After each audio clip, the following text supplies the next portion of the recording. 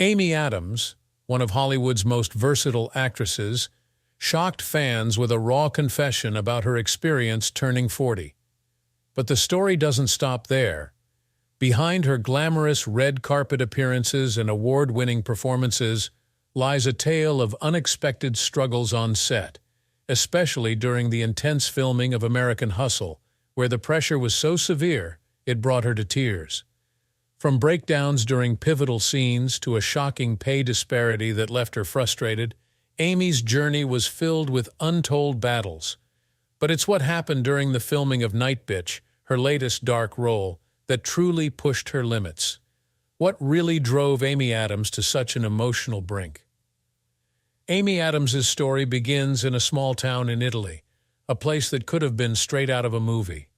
Born on August 20th, 1974, Amy entered the world at a military base in Aviano, Italy. Her father, Richard Adams, was serving in the U.S. Army at the time. Her mother, Catherine, managed the chaos of raising 7 kids, 4 boys and 3 girls, with Amy being one of the younger ones. They moved constantly, bouncing from one base to another, packing up their lives as often as soldiers change uniforms. By the time Amy turned 8, the family finally settled in Castle Rock, Colorado. It was a major shift, but it brought a sense of permanence that Amy hadn't known before. Her father had left the Army and reinvented himself as a professional singer, performing in nightclubs and restaurants across town. Amy's childhood memories were filled with late nights at smoky bars, sipping Shirley Temples while her dad belted out old standards under dim lights. It was unusual for a kid, but Amy loved it. Music and theater were already seeping into her veins. Despite the entertainment, money was tight. Vacations weren't trips to Disney World, they were camping weekends in the rugged Rockies.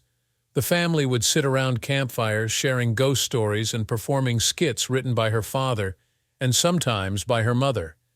Amy always managed to snag the lead roles. She was the one who would steal the show, even if it was only for an audience of siblings and a crackling fire. Amy was raised Mormon, but only up until she was 11. That's when her parents' marriage unraveled. They left the church and, eventually, each other. Her father moved to Arizona and remarried. Her mother stayed behind with all 7 children. Amy found herself stuck in a chaotic new reality, one where her mother, surprisingly enough, became a semi-professional bodybuilder. Picture this: a strong woman, lifting weights with her kids sitting around munching on snacks. Amy and her siblings often joked that it felt more like a gritty survival game than a traditional family setting. She's even compared it to Lord of the Flies. Amy wasn't the shy, sweet girl one might imagine. She was scrappy and tough. Fights with other kids were frequent, and she wasn't afraid to throw a punch if she felt it was necessary. "I had to be a fighter," she'd later recall. The family's tight budget meant thrift store shopping and hand-me-downs. School was a struggle, too. Amy attended Douglas County High School, but academics never held her interest. Instead, she found solace in creative arts, singing in the school choir, training for track, and even attempting gymnastics. Her passion was always physical expression. She dreamed of being a ballerina, putting in hours at the local David Taylor Dance Company, where she trained as an apprentice. But there was one problem. She didn't fit in at school. She often felt like an outsider, choosing to keep her head down and her circle small. By the time she graduated, she faced a hard decision. She and her mother packed up and moved to Atlanta, a bustling city where dreams either flourished or fizzled. Amy, however, didn't head to college like most of her peers. It was a disappointment for her parents, but she simply didn't see a future in a classroom. Instead, she began pursuing musical theater. Her first role, it was in Annie, a community theater production that didn't pay a cent. To make ends meet, she took on a series of odd jobs, first as a greeter at a Gap store, and then as a waitress at Hooters. Yes, Amy Adams served wings and beers at Hooters, but not for long. Once she saved enough money to buy a used car, she quit and moved on. But there was a fire inside her, a burning desire to be on stage under the lights. She was willing to do whatever it took. Amy's career as a performer started humbly. At 20, she was a dancer in a local production of A Chorus Line in Boulder, Colorado.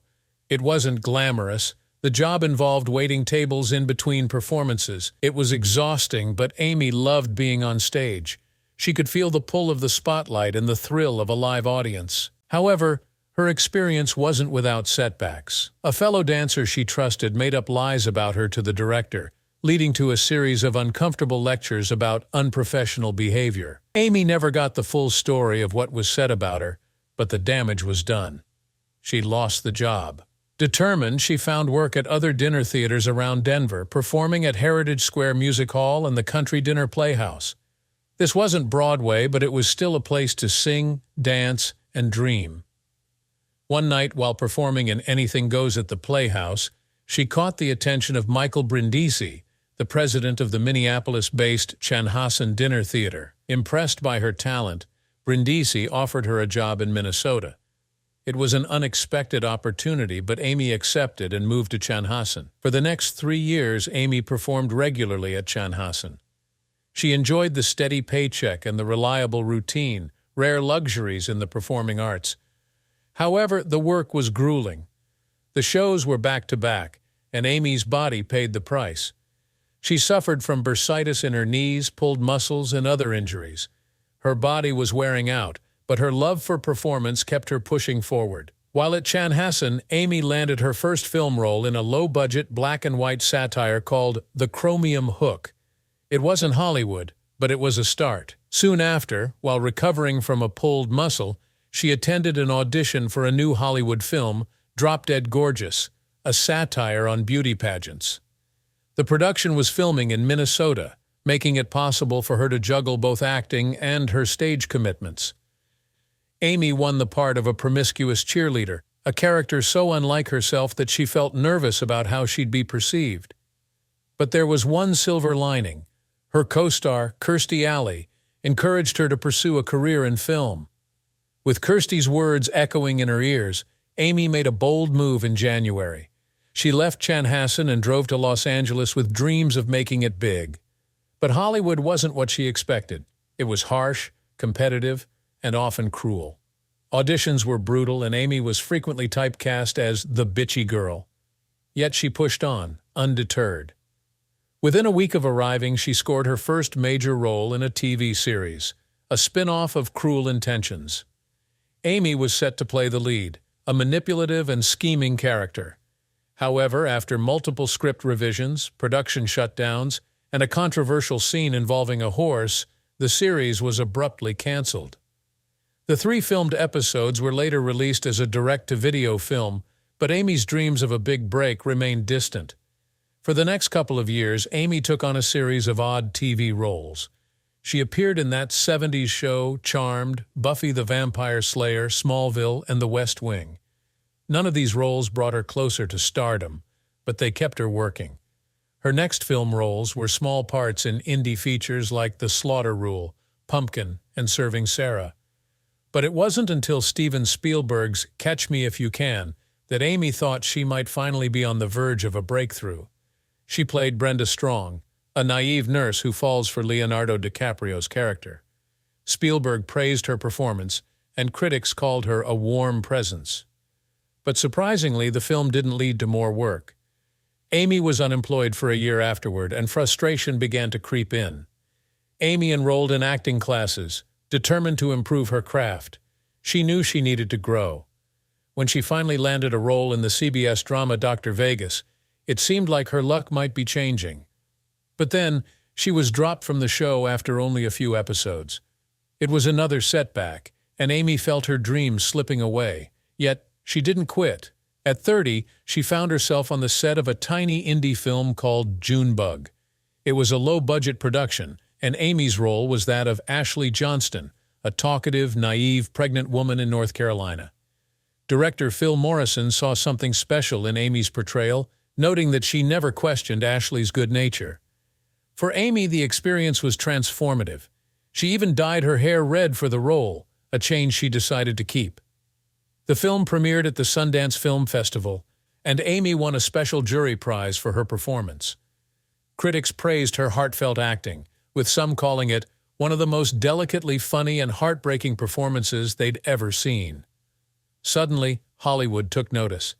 Amy received an Independent Spirit Award, a Critics' Choice Award, and even an Academy Award nomination for Best Supporting Actress. However, not all of Amy's projects were as successful. That same year, she appeared in 2 films that bombed, The Wedding Date and Standing Still. She also played a minor role in the TV series The Office, where she briefly appeared as a purse saleswoman. But Amy's true breakthrough came when she was cast as Giselle in Enchanted, a live-action musical comedy that poked fun at the classic Disney princess archetype. Amy was among 250 actresses who auditioned, but director Kevin Lima saw something magical in her. For the role, Amy wore heavy, elaborate costumes, sang whimsical songs, and managed to capture the innocence of a fairy tale character while still making her feel real. Enchanted was a huge hit, grossing over $340 million worldwide. Amy's performance earned her a Golden Globe nomination, and suddenly she was a sought-after star. Following her success in Enchanted, Amy landed a role in Charlie Wilson's War, sharing the screen with Tom Hanks, Julia Roberts, and Philip Seymour Hoffman. Though her character was minor, Amy proved she could hold her own among Hollywood heavyweights. But after playing mostly cheerful characters, Amy was ready for a darker role. In Doubt, she played a naive nun caught in a conflict between Meryl Streep and Philip Seymour Hoffman. It was a challenging part, requiring her to balance innocence with intense emotions. The film earned her another Academy Award nomination, further cementing her reputation as a versatile actress. Amy's next big role was in Night at the Museum, where she portrayed the adventurous Amelia Earhart. It was a light-hearted, action-packed character that allowed her to break free from her ingenue roles. The film did well at the box office, and critics praised Amy's charismatic performance. She also starred in Julie and Julia, playing a young woman cooking her way through Julia Child's cookbook. Working alongside Meryl Streep again, Amy embraced the character's determination and sense of humor. The film was a success, and Amy's portrayal won over audiences once more. Then came The Fighter, a gritty boxing drama where Amy played Charlene Fleming, the tough, outspoken girlfriend of Mark Wahlberg's character. This role was unlike anything she had done before, requiring her to embrace a rougher, rawer side. It wasn't easy. Amy even took exotic dance classes to channel her character's fierce energy. But it paid off. Critics raved about her range, calling it one of her best performances. For the 3rd time, Amy received an Oscar nomination for Best Supporting Actress. Amy's career continued to shift as she ventured into darker territory with The Master, where she played Peggy Dodd, the wife of a cult leader. The role required her to explore manipulation and power dynamics, and Amy approached it with intensity. Critics were captivated by her discreet menace, and her performance earned another round of award nominations. In the sports drama Trouble with the Curve, Amy Adams took on the role of Mickey, the estranged daughter of Clint Eastwood's grizzled baseball scout. It was a different kind of part for Amy, a mix of grit and vulnerability, with moments of emotional intensity. Working with Eastwood was a career milestone.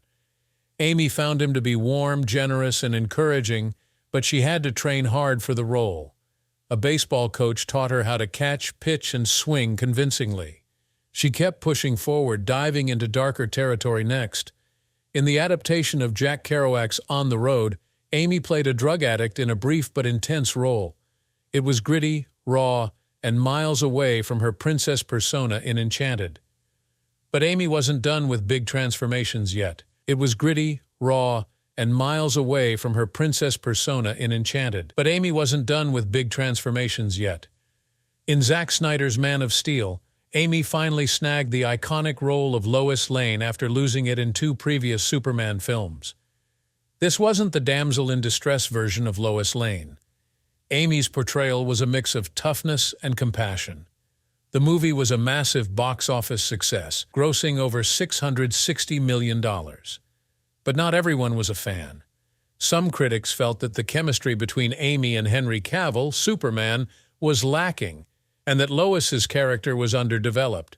Still, it was another blockbuster in Amy's career, and she wasn't slowing down. Soon after, Amy starred in Her, a film about a man's romantic connection with an AI system. Amy played a lonely but grounded friend to Joaquin Phoenix's character, reflecting the awkwardness and sincerity of platonic male-female friendships, something she found intriguing and rare in Hollywood scripts. It was a quieter role, but Amy's natural warmth shone through. Then came American Hustle. Teaming up again with director David O. Russell, Amy played Sidney Prosser, a seductive con artist wrapped in layers of deception and desire. The role was intense and required a lot of improvisation. Amy collaborated closely with co-star Christian Bale to create the complex dynamics of their relationship. Off-screen, it was a different story. Working with Russell was tough, even brutal. The director was notorious for his harsh behavior on set, and Amy was often the target. "He made me cry," Amy later admitted. "Not every day, but most days." While Jennifer Lawrence seemed to handle Russell's intensity with ease, Amy wasn't Teflon, as she put it. She struggled to separate the harshness of the set from her life at home, especially since she had a young daughter waiting for her. "Life is more important than movies," she said, emphasizing the lesson she learned from the experience. Yet Amy didn't back down, not even when it came to the uncomfortable truth about her paycheck. She knew she was being paid less than her male co-stars, but she chose to accept it, reluctantly, because the decision ultimately came down to either taking the role or not working at all. Despite the grueling shoot, Amy's performance in American Hustle was a triumph. She transformed Sidney into a multi-layered, unpredictable character. Critics were blown away, with one describing her work as a thrillingly wild performance that went deeper than anything she'd done before. Amy won a Golden Globe for Best Actress in a Comedy or Musical, and she earned her first Oscar nomination for Best Actress. It was a turning point, proof that Amy could do more than just sparkle on screen. She could break hearts, too. When Amy Adams hit 40, she found herself in a moment of unexpected crisis. She wasn't spiraling about getting older or losing her edge in Hollywood. Instead, she was dealing with a flood of personal frustrations. She felt like she hadn't truly grown up. "Still worried about what people think of me, still bad at laundry," she admitted later. But what made it worse was the self-disappointment, a sense of failure for not reaching some imagined level of maturity by that age. She even joked about her meltdown over it, but the emotions were raw and real. Despite these inner struggles, Amy was still pushing her acting limits, taking on daring and transformative roles. In Big Eyes, she played Margaret Keane, a painter whose husband claimed her art as his own. The role required vulnerability and strength, a combination Amy has always mastered. The film brought her critical acclaim and another Golden Globe win. It seemed like Amy was at the top of her game, but she was also grappling with her personal life, trying to balance her career, motherhood, and a long engagement to actor Darren Legallo. Motherhood was a significant part of Amy's evolution, both personally and professionally. Her daughter, Aviana, born in 2010, became her world. Amy often felt overwhelmed by the pressures of being a mother, constantly worrying if she was doing it right, but she also found inspiration in it. Watching Aviana grow reminded Amy of her own desire to never stop evolving. It was this drive that led her to tackle a unique role in Night Bitch, a film about a stay-at-home mom whose frustration with domestic life takes a bizarre, animalistic turn. Amy didn't hold back in the role, even opting to grow out her own chin hairs to capture her character's rough edges. She embraced it all as part of the authentic, unfiltered human experience. Amy's performance in Night Bitch was deeply committed, but it wasn't just about getting into character.